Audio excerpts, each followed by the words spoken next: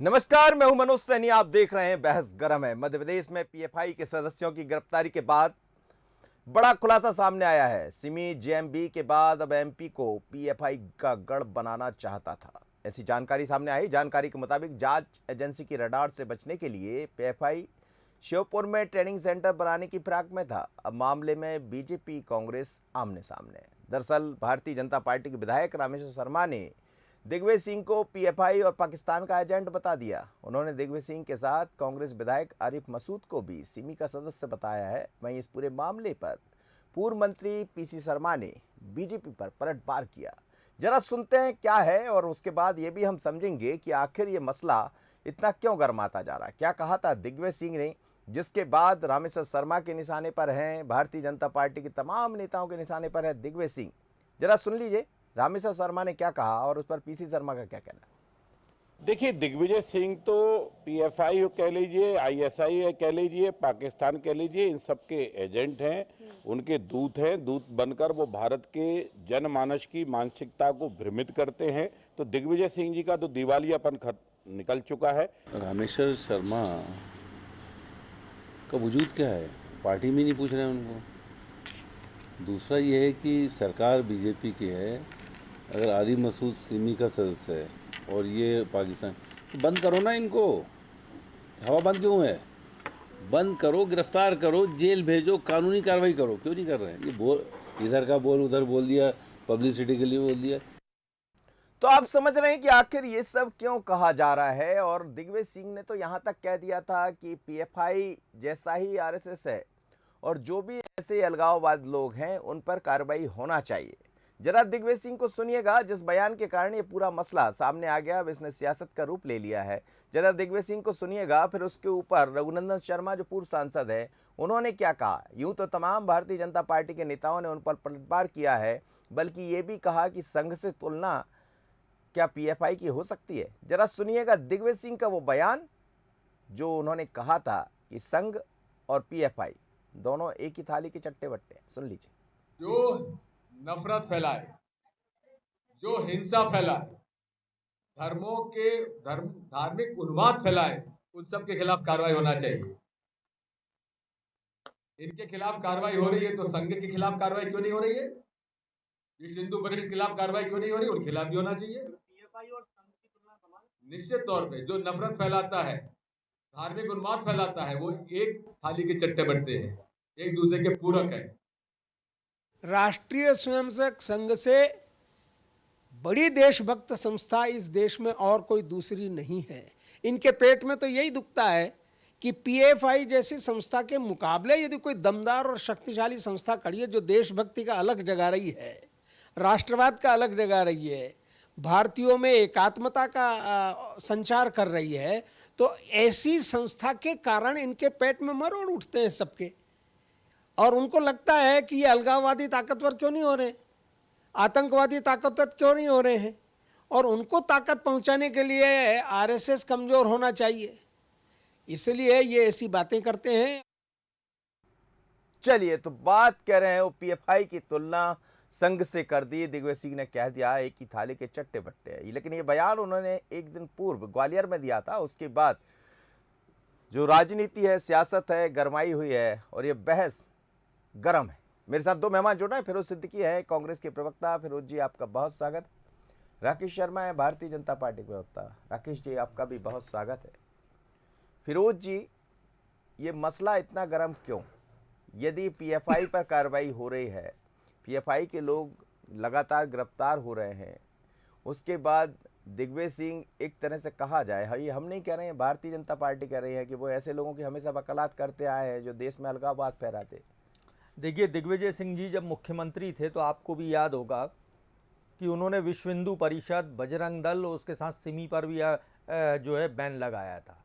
वो बराबरी से कांग्रेस पार्टी का ये सिद्धांत है कि जो भी नफरत फैलाए, जो भी कट्टरपंथी ताकतें हैं इस देश में, सबके खिलाफ एक जैसी कार्रवाई होना चाहिए, चाहे वो बहुसंख्यक हों या अल्पसंख्यक हों। हम कांग्रेसी देश धर्म प्रेमी लोगों के साथ हैं, उनके साथ खड़े हैं और खड़े रहेंगे। लेकिन जो नफ़रत फैलाएगा, कट्टरपंथी ताकतें जो सर उठाएंगी, आतंकवाद फैलाएगा, देश को नुकसान पहुंचाने की कोशिश करेगा, चाहे वो कोई भी धर्म मज़हब का हो, उसके खिलाफ बराबरी से कार्रवाई होनी चाहिए और कड़ी से कड़ी कार्रवाई होनी चाहिए। सवाल ये है कि अगर पीएफआई के लोग इतने सारे पकड़ा रहे हैं, आप कहते हो कि उनके पास फंडिंग आ रही है, नोटबंदी के बाद तो ये था कि आतंकवाद बंद हो जाएगा लेकिन हुआ नहीं, और उसके बाद पीएफआई को बैन भी नहीं कर रहे हो, क्योंकि पीएफआई को इसलिए सरकार बैन नहीं करना चाहती क्योंकि सरकार ये चाहती है कि बच्चे जो हैं जाएं ऐसे संगठनों में, और भी कट्टरपंथी संगठन है, जाएं, गुमराह हों और धार्मिक उत्तेजना फैले, धार्मिक उन्माद फैले। जो इनकी क्रोनोलॉजी है कि आपस में जो डर और एक वैमनस्यता का माहौल पैदा करना इस देश में, ये भारतीय जनता पार्टी की काम खूबी है। मैं कहता हूं ना, सब पे एक बराबर एक साथ कार्रवाई करो, कोई किसी को छोड़ने की आवश्यकता नहीं है। आप किसी को पाकिस्तानी कहते हो, किसी को कुछ कहते हो, ये इसकी आवश्यकता क्या है? हम तो कहते हैं बैन करो पीएफआई को, कड़ी से कड़ी कार्रवाई करो। अभी आप कमजोरी से कार्रवाई कर रहे हैं, ज़्यादा कार्रवाई आपको करनी चाहिए, लेकिन सबके साथ एक बराबर कार्रवाई होगी तो ही इस देश में सामाजिक समरसता का माहौल आएगा, सांप्रदायिक सौहार्द होगा। लेकिन क्रोनोलॉजी ये है कि पीएफआई के खिलाफ कार्रवाई करते हुए दिखाते रहना है, करना कुछ नहीं है। पुलवामा के आतंकवादियों का पता नहीं, पठानकोट एयरबेस के आतंकवादियों का पता नहीं, करना कुछ नहीं है, खाली बताते रहना है लोगों को। 106 लोग गिरफ्तार हुए। अरे हुए ना, 106 ये गिरफ्तार हुए हैं। आरोप पत्र कब आएगा जब देखना आप उसको, जब आरोप पत्र आएगा तब ना। ऐसे तो अभी वो धर्मांतरण करते बैतूल में भी लोग मिल गए, बैरागढ़ में भी मिल गए, एडिशनल एसपी ने और पुलिस ने रिपोर्ट लगा दी कि साहब ये ऐसे हमारे पास कोई सबूत नहीं है। तो ये जो बातें हैं ना भारतीय जनता पार्टी की, ये सब चीजें खत्म होनी चाहिए। बस मैं ये चाहूंगा कि चर्चा वैसी होती रहे, मुद्दों पर चर्चा होती रहे, दूसरी तरफ ना जाए, बहस ऐसी ना हो। बहस गर्म होना चाहिए, एक दूसरे को बात रखने की जगह। राकेश जी, दिग्विजय सिंह ने जो बयान दिया उसके बाद हम देख रहे हैं कि लगातार कई भारतीय जनता पार्टी के नेताओं के निशाने पर दिग्विजय सिंह भी है, आरिफ मसूद भी है, और ऐसा कहा जा रहा है अब तो मसला दूसरी जगह भी चल पड़ा है। इसके बाद मदरसों की चर्चा भी होने लगी, मैं उस पर भी चर्चा करूंगा, पहले एक खबर देखूंगा। लेकिन मैं आपसे समझना चाहूंगा जो फिरोज सिद्दीकी कह रहे हैं उस पर आपका क्या कहना? देखिए, फिरोज सिद्दीकी साहब कांग्रेस में जो अच्छे प्रवक्ता हैं उनमें से एक हैं। फिरोज सिद्दीकी साहब ने जिस बात को रखा, बड़े अच्छे से रखा कि ऐसे जो लोग हैं जो गुमराह कर रहे हैं, जो देश विरोधी कार्रवाई कर रहे हैं, उनके खिलाफ कार्रवाई होनी चाहिए। मुझे लगता है पूरी कांग्रेस में फिरोज सिद्दीकी साहब ही ये इतनी हिम्मत जुटा सकते हैं।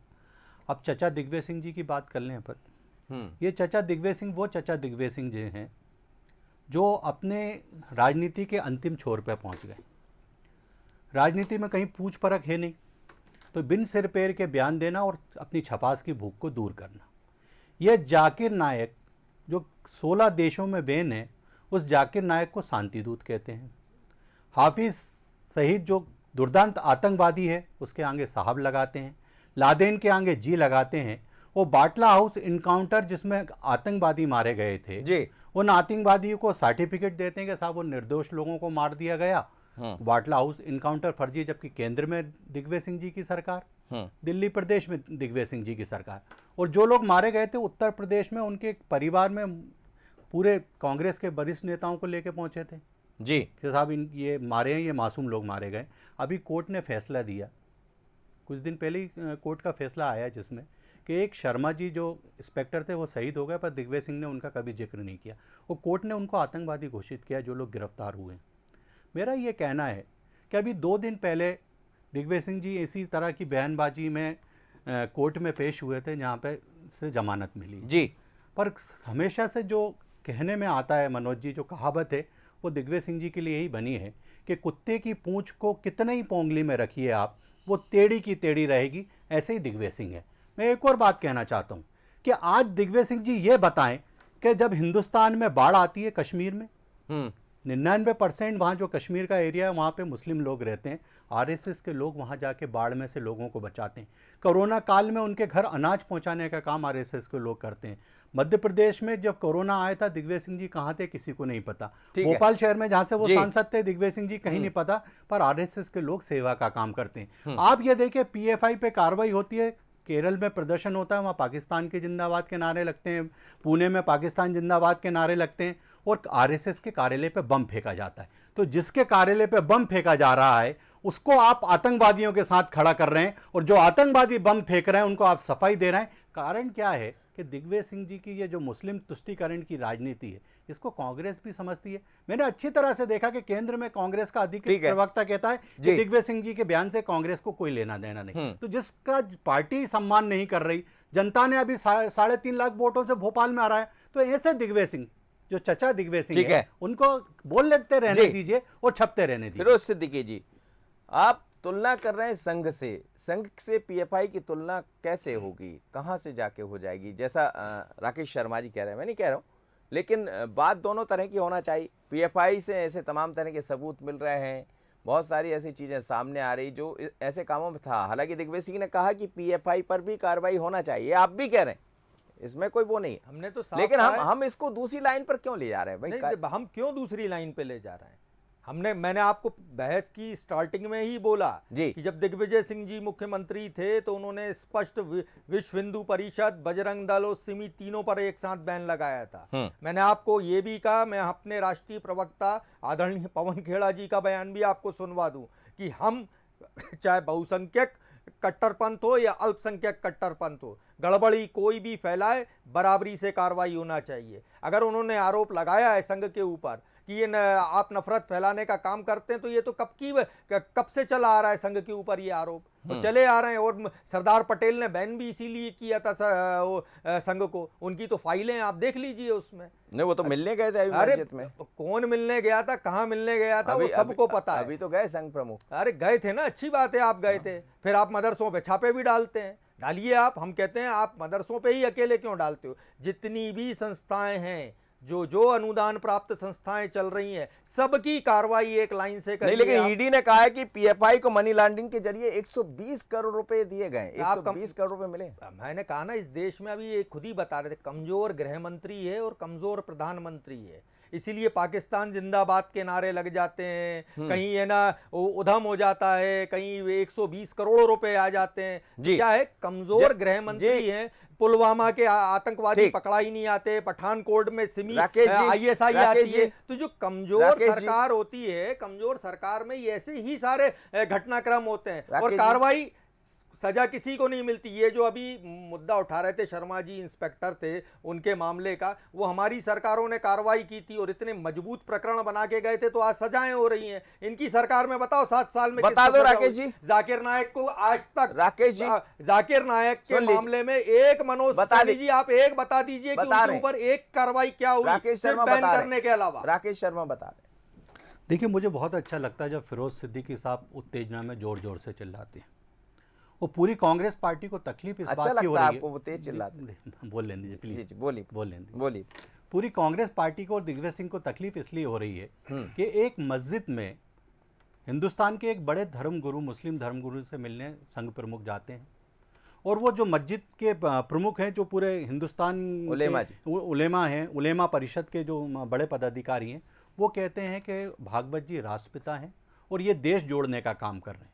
ये जो 2 शब्द हैं ना, ये पिघले हुए शीशे की तरह कांग्रेस के नेताओं के कान में पड़ रहे हैं। अब मैं एक बात पूछना चाहता हूँ, मेरे विद्वान साथी, ये बताइए कि जब पाकिस्तान में सर्जिकल स्ट्राइक होती है या एयर स्ट्राइक होती है, कांग्रेस हिसाब मांगने लगती है और सेना प्रमुख को सड़क का गुंडा कहती है। ये देशभक्ति है। अरे सर प्लीज, मैं बताऊंगा हिसाब से, प्लीज बोलिए। मनोज सैनी जी आप बताइए। हिसाब से बताऊंगा। नहीं, मैं मनोज सैनी जी से सुनना चाहता हूँ ना भाई, कब कहा था हमने? देखिए, मैं नाम हमने सेना प्रमुख को सड़क का गुंडा कहा। मैं नाम सहित बताता हूँ ना। शीला दीक्षित के बेटे संदीप दीक्षित, कांग्रेस के अधिकृत प्रवक्ता, शीला दीक्षित के बेटे संदीप दीक्षित कांग्रेस के अधिकृत प्रवक्ता, उनका बयान है कि सेना प्रमुख सड़क का गुंडा है। नाम सहित बताया। और बताऊं, और अब मैं और भी बताता हूँ, सुनिए, सुनता लीजिए, मनोज जी भी बताएंगे, मैं सुना रहा हूँ। एक बार एक बयान तो आया था, मैं बोल लें प्लीज, है ना। वो किसी बयान को तोड़ मरोड़ के बोला गया। पार्टी फोरम पे हमारे पास ऐसा मुझे बोल लें दीजिए बयान होता, फिरोज जी नोटिस जारी हो जाता। इतने बड़े चैनल पे बोल रहा हूँ, आप तो मेरे खिलाफ FIR दर्ज करा देना, आपसे यहाँ से निकल गया। मुझे बोल लें दीजिए। अब दूसरी बात मैं एक और कहना चाहता हूँ। मैंने आपको उदाहरण दिया कि सर्जिकल एयर स्ट्राइक का हिसाब, पाकिस्तान पे हमले का, ये कहते हैं प्रधानमंत्री मजबूत नहीं है।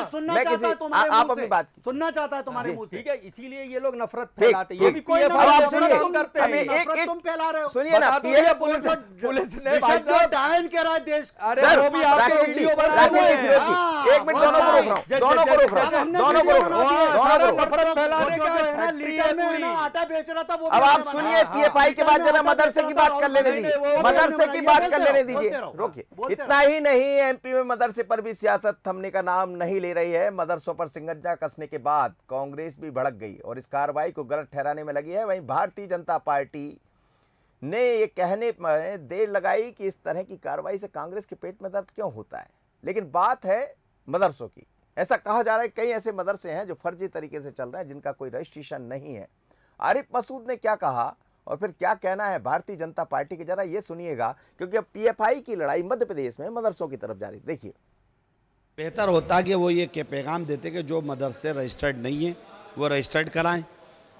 कानून होता है, एक कोई चीज़ आती है तो सिस्टमेटिक ढंग से होती है, और उस ये चीज़ें आप लोग करेंगे, ये आपको फार्मेट दिया जा रहा है, ये सब चीज़ें करेंगे तो आप चला पाएंगे। वो फार्मेट को वो लोग पूरा करते कि वहाँ सफाई रहेगी, बिल्डिंग अच्छी रहेगी, कितना क्या रहेगा, कितना पढ़ाने का टाइम रहेगा, सब कुछ है, एक सारे सिस्टम बना है। लेकिन उस सिस्टम पर तो कोई डिस्कशन नहीं है, केवल एक उंगली उठा दी कि मदरसे संदिग्ध है, यहाँ से गलत चलता है। तो ये एक दुर्भावना का सवाल है जो हम लोग को ठेस पहुँचाता है। गैर कानूनी गतिविधि करने वाला, तमाम प्रकार की समाज तोड़ने की गतिविधियां करने वाला अलगाववादी संगठन पीएफआई पर कार्रवाई हो तो कांग्रेस के पेट में दर्द होता है। फर्जीवाड़ा करने वाले मदरसों पर कार्रवाई हो तो कांग्रेस के पेट में दर्द होता है। जब किसी अपराधी के अवैध कब्जे पर बुलडोजर चले तो कांग्रेस के पेट में दर्द होता है, क्योंकि वो किसी खास मजहब के होते हैं। कांग्रेस लगातार मुस्लिम तुष्टीकरण की राजनीति करती है। ये कांग्रेस हमेशा तुष्टीकरण की बात करती है, लेकिन वो कहते हैं कि भारतीय जनता पार्टी करती है। दोनों मेहमान मेरे साथ जुड़े हैं और जरा बात मदरसे की भी कर लेते हैं। फिरोज सिद्दीकी जी, मैं आपसे ही शुरुआत कर रहा हूँ, बहुत जल्दी मैं आपसे जवाब भी चाहूँगा। मदरसे जो चल रहे हैं मध्य प्रदेश में, वैसे तो कई जगह कार्रवाई हुई है देश भर में, लेकिन कुछ ऐसे मदरसे, जैसा आरिफ मसूद भी मान रहे थे इस बात को, कि रजिस्ट्रेशन नहीं है। अब रजिस्ट्रेशन नहीं होगा तो फिर उनको क्या कहा जाएगा? और ये भी बातें सामने आ रही, कई ऐसे मदरसे हैं जिनको फंडिंग हुई है अलग अलग तरीके से, पीएफआई के माध्यम से फंडिंग हुई। फिरोज, देखिए, कहा सब जा रहा है, पुलिस डीजीपी आए ना और प्रेस कॉन्फ्रेंस करें, एक बात। दूसरी बात यह है कि वो शिक्षण संस्थान हैं, धार्मिक शिक्षा का काम करते हैं, यदि उनके पास नहीं है तो आरिफ मसूद भाई सही बात कह रहे हैं कि आप उनको फॉर्मेट दीजिए, समझाइए, वो काम हो जाएगा। नंबर तीसरी बात, ये जो है ये जानबूझ के, मैंने कहा ना, ये जानबूझ के बीमारी पैदा करते हैं, समाज में बीमारी पैदा करते हैं। क्या ज़रूरत है अकेले मदरसों की जो है जानकारी लेने के लिए? आप आदेश करिए कि जितनी भी संस्थाएं जो बिना पंजीकरण के चल रही हैं, सबके ऊपर कार्रवाई होनी चाहिए। उनको, उस संस्था के खिलाफ भी जो देश की सबसे बड़ी अपने आप को संस्था कहती है, जिसका आज तक पंजीयन नहीं है, उसके बड़े बड़े पूरे देश में ऑफिस हैं, उसके खिलाफ भी कार्रवाई होनी चाहिए, उसको भी बंद कराओ उसको। तो उसके पास भी नहीं है तो वो सर आपको पता है 470 से ज्यादा एनजीओ बंद हुए हैं जो इस तरह की कार्रवाई में, वो किसी भी वर्ग के हो, वो कोई भी हो। हाँ, तो ऐसे कई एनजीओ हैं जो अनुदान प्राप्त थे और वो अनुदान प्राप्त थे और अनुदान के आधार पर उनको बंद किया कि वो काम नहीं कर रहे। ये जो मदरसे बंद कर रहे हैं आप, तो वो ये कह रहे हैं ना कि आप पंजीकरण नहीं है इसलिए बंद कर रहे हैं हम, तो भाई आप उनको फॉर्मेट दे दीजिए कि ये पंजीकरण है, जो बच्चे वहाँ शिक्षा ग्रहण कर रहे हैं वो ग्रहण करते रहेंगे। वो अपनी जो भी सरकार की नियम कायदे हैं उनको पूरा करना चाहिए, हर नागरिक को करना चाहिए। यदि किसी ने नहीं किया है तो आप उसको फॉर्मेट दे दीजिए, समझाइए, वो पूरा करे, और नहीं करेगा अगर तय समय सीमा में तो उसके ऊपर बाकायदा कार्रवाई होनी चाहिए। यही बात तो आरिफ मसूद जी भी कह रहे हैं, जो हम कह रहे हैं। राकेश जी, देखिए, मुझे बहुत अच्छा लगता है जब आरिफ मसूद साहब बयान देते हैं। लगातार 3 वर्ष से विधायक हैं और नियम कायदे वो सरकार की तरफ उंगली उठा रहे हैं। जो मदरसे पंजीकृत हैं उनने तो पंजीकरण करवाए ना, कहीं से तो फॉर्म लिया होगा, कहीं जाके पंजीकृत करवाया होगा। और आप बताइए मनोज सैनी साहब जी, कि जिस मदरसे में एक अकेला टीचर, एक भी बच्चा नहीं पढ़ रहा, एक भी बच्चा नहीं पढ़ रहा, उसकी पैरवी कांग्रेस पार्टी कर रही है। ये जो समाज के कोण हैं, जो मुस्लिम समाज की एजुकेशन को आगे बढ़ाने में रोड़ा लगा रहे हैं, जो उन बच्चों का भविष्य सुधारने के लिए सरकार फंडिंग कर रही है, जो सरकार खाद उपलब्ध करा रही है, उसको खाने का काम जो लोग कर रहे थे उन पे कार्रवाई हो रही है, तो कांग्रेस कह रही है उनका पंजीयन कराइए। जो पंजीयन हैं, पढ़े लिखे हैं, समझदार हैं, जिस व्यक्ति को यही नहीं मालूम कि मदरसा खोलने से पहले उसका पंजीयन कराया जाता है, वो क्या बच्चों को शिक्षा देगा। अब आरिफ मसूद साहब की बात करते हैं। ये आरिफ मसूद साहब वो आरिफ मसूद साहब हैं जो जोर जोर से, अगर फ्रांस में कोई घटना होती है तो प्रदर्शन भोपाल में करते हैं और उसमें कहते हैं हमारा मजहब इजाज़त नहीं देता कि हम भारत माता की जय बोलें। और जिस दिन चुनाव लड़ते हैं तो 1100 के हनुमान मंदिर में 1 घंटे अंदर हाथ जोड़ के बैठते हैं, 1 घंटे। बुत परस्ती की मनाही करता है इस्लाम। इनको सिर्फ भारत माता की जय बोलने में तकलीफ है, पर हनुमान मंदिर में 1 घंटे हाथ जोड़ने में इसलिए तकलीफ नहीं है क्योंकि वोट चाहिए, वोट की राजनीति। और यही वही आरिफ मसूद साहब है जो आज हर बात पे अपना प्रश्न खड़ा करते हैं। सिमी के 8 आतंकवादी इनकाउंटर में मारे जाते हैं जो जेल तोड़ के भागते हैं, सबसे पहला लेटर आरिफ मसूद साहब लिखते हैं कि साहब ये इनकाउंटर ठीक नहीं है। तो तुम सिमी के साथ खड़े हो, तुम पीएफआई के साथ खड़े हो जो अवैध मदरसे, जो मुस्लिमों का गेहूं खा रहे हैं, जो सरकार का पैसा खा रहे हैं, उनके साथ आरिफ मसूद खड़े हैं। हमने कहा कि जिसको अनुदान मिलता है और पूरा नहीं करते उनको हटाया। ये क्या क्या झूठ बोलते रहते हैं, झूठ बोलना है। सुनिए, आरिफ मसूद साहब को सुना हमने, हम कहते हैं मादरे वतन चलिए सर, ये चर्चा रहेगी क्योंकि मुद्दा ही ऐसा है। बात पीएफआई की है, बात मदरसों की है, तो फिर चर्चा गरमाएगी भी, बहस गर्म होती रहेगी। लेकिन सवाल यही है कि आखिर पीएफआई के जो लोग जिनको गिरफ्तार किया गया वो कौन है और उनके खिलाफ जो कार्रवाई की जा रही है उसको लेकर सियासत क्यों? यदि जो सच्चाई है वो सामने आना चाहिए, जो भी हो, किसी भी धर्म किसी भी वर्ग के लोग हों। लेकिन पीएफआई की कार्रवाई के बाद कई लोगों के होश उड़े हुए हैं। चर्चा ये भी है कि अब उसको संघ से जोड़ दिया है तो फिर सियासत गर्म है और इसीलिए तो बहस गर्म दिखाई देती है। मुझे दीजिए इजाजत, बने रहिए बंसल न्यूज पर। खबरों के लिए नमस्कार।